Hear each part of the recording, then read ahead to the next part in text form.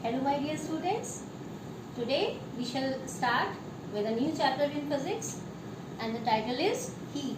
H-E-A-T, heat. What is heat? The very first question that arises in our mind is, what is heat? Just think, what is heat? When you touch a cup of tea, what do you feel? You feel hot or cold? Obviously you feel hot.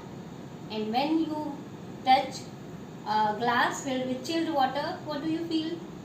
You feel cold. The definition of heat can be, very simple definition of heat can be the transfer of energy from the hotter object to colder object. The transfer of energy from hotter object to colder object is called heat. So what is heat? Heat is a form of energy. Heat is a form of energy. And what is the ultimate source of heat on earth? The ultimate source of heat on earth is sun. Otherwise, when you boil water on gas stove in a pan, first the source of heat is the gas burner, which is giving out the heat in the form of flames. And then what gets heated first? The pan. The pan gets heated and then that heat is transferred into the water, and gradually that water starts heating, and ultimately or finally the whole water or the quantity of water which is in the pan gets heated. So this is the transfer of heat from the hotter object to the colder object. The transfer of heat, the path of transfer is always from hotter to colder. When you are touching a cup of tea, a hot cup of tea, your hand is cold, but the surface of the cup is hot. From that hot surface of the cup, you are feeling the heat. It means the heat is transferred from that cup to your hand. So the definition of heat is the transfer of energy from the hotter object to the colder object. It is a form of energy. Another term is temperature. T-E-M-P-E-R-A-T-U-R-E. Temperature. What is temperature? Temperature is a reliable measure. Temperature is a reliable measure in which the degree of hotness is calculated or observed or measured. What is temperature? Temperature is a reliable measure. Reliable means on which you can rely, on which you can trust.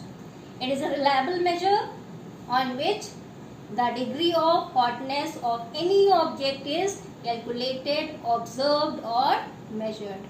Now, there is a device to check the degree of hotness or to measure the temperature, and that device is called thermometer.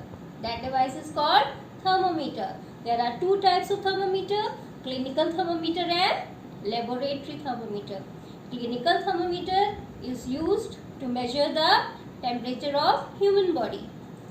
Clinical thermometer is used to measure the temperature of human body, while laboratory thermometer is used to measure the temperature of all the other objects.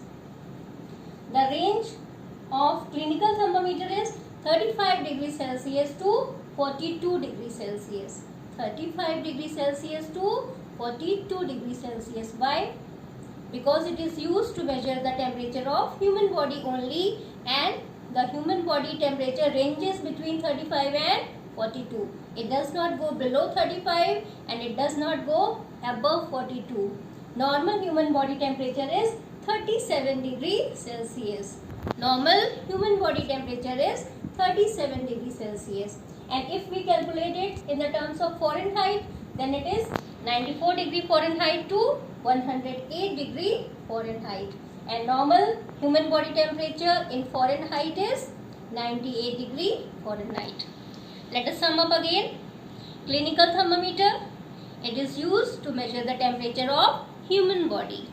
The range of clinical thermometer is 35 degrees Celsius to 42 degrees Celsius. And the normal human body temperature is 37 degree Celsius or 98 degree Fahrenheit in the terms of Fahrenheit. Otherwise 94 degree Fahrenheit to 108 degree Fahrenheit. The other type of thermometer is laboratory thermometer. To measure the temperature of all the other objects, laboratory thermometer is used. And the range of laboratory thermometer is minus 10 degree Celsius to 110 degree Celsius. Minus 10 degree Celsius to 110 degree Celsius. Minus 10 means extremely cold and 110 means extremely hot. Now, the temperature, both the thermometers are made up of glass tubes. Clinical thermometer is small in size and laboratory thermometer is big in size. Both are made of glass tubes marked with a scale. Marked with a scale. The range of clinical is 35 to 42. So the divisions are between 35 and 42. While the laboratory's scale is marked with minus 10 to 110 degree Celsius. And the glass tube is filled with mercury. Glass tube is filled with mercury. What is mercury? Mercury is the only metal which is present in the liquid form. Mercury is the only metal which is present in the liquid form at standard temperature and pressure conditions. It is also known as quicksilver. It is shiny silvery.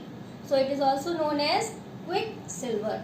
Mercury metal is filled in the tube, in the glass tube. And there is a bulb at the tip of the thermometer. At the tip of the glass tube there is a bulb. And that bulb is dipped in that substance of which the temperature is to be taken. Suppose we have to measure the temperature of the human body. Then the bulb is put in mouth and after 2 minutes it is taken out and the rise in the mercury level.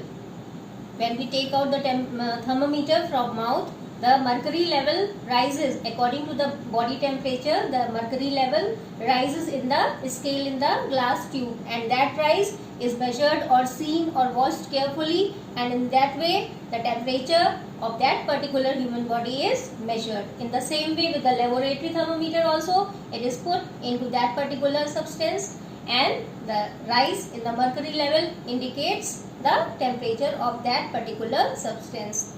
So mercury, the important point is mercury is the metal which is in liquid form.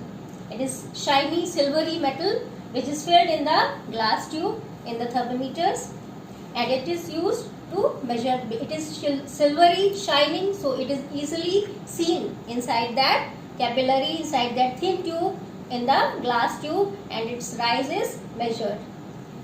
There is a kink, K-I-N-K, kink. There is kink in the thermometer which prevents or which stops the sudden fall of the mercury level in the thermometer. It stops or prevents the mercury level to fall automatically in the glass tube. So kink is present in the thermometer. Now, nowadays we are not using such type of clinical thermometers in which mercury is filled and we have to read the mercury level, because when the thermometer glass tube breaks, it is very difficult to collect the mercury because it spreads, it is liquid, it spreads on the floor and it is hazardous also. And the glass tube also when breaks, it can harm somebody. Nowadays we are using digital thermometer. Nowadays we are using digital thermometer, D-I-G-I-T-A-L. Digital is automatic electronic thermometer. It runs with the battery and it automatically calculates the body temperature and the temperature is digitally seen on the screen. So we are using digital thermometer. Now in summer we are wearing cotton clothes. In summer we are wearing cotton clothes. In winters we are wearing woolen clothes. Summer wear clothes are made up of animal fibers. What do we wear in summer? Woolen or silk. Silk fiber also comes from animal and wool also comes from animal. So the woolen clothes or the silken clothes which we are wearing in winters are made up of animal fiber, and the cotton clothes are made up of plant fiber. Cotton is yielded or obtained from cotton plant, so The cotton clothes are made up from the cotton fiber, which is a plant fiber. What is the difference between the two, cotton and woolen? Why do we wear cotton clothes in summer, and why do we wear winter clothes in woolen clothes in winter?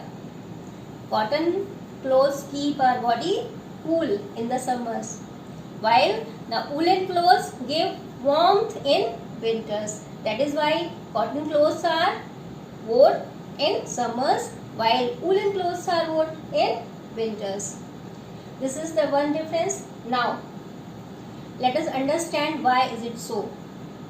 In class 6 also you have read about the term conductors and insulators. The conductors of electricity, the insulators of electricity. Electricity chapter you read in class 6. What is the definition of conductors? Conductors are those substances which allow the flow of energy through them, whether it is light energy or whether it is heat energy. So the conductors of heat are those objects, those substances, those materials which allow the flow of heat through them. While opposite to it, contrasting to it is insulators. Insulators are those substances, those objects, those materials which do not allow or which are the poor conductors of energy, which is heat energy or light energy or electric energy. So conductors and insulators.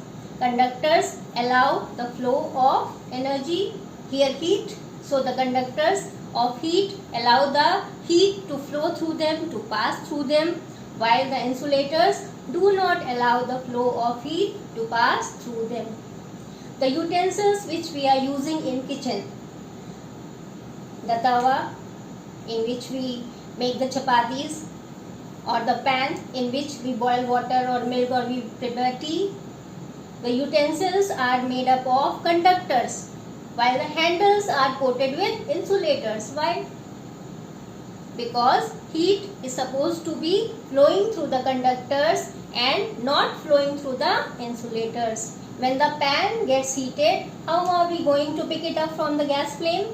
So there should be a handle, and if the handle is also made up of the same conductor, it will also get heated. So it is covered with insulators, so that it is easy for us to pick up the pan or that particular utensil from the heat.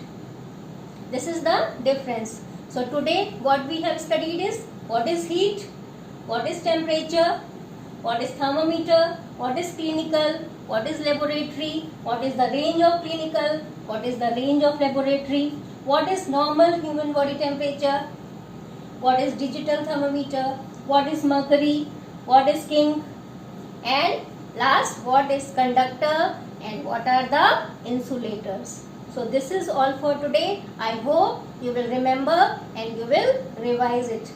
Till then, bye. Have a nice time.